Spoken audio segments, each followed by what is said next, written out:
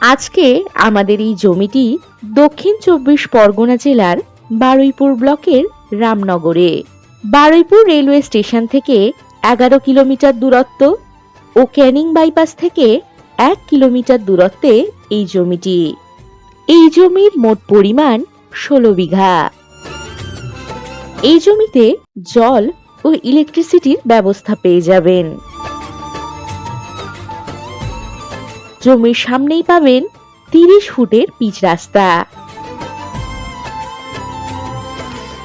এখান থেকে ১ কিলোমিটার দূরত্বে বাজার, school, nursing home, auto stand, bus stand ইত্যাদি সমস্ত সুযোগ সুবিধা পেয়ে যাবেন।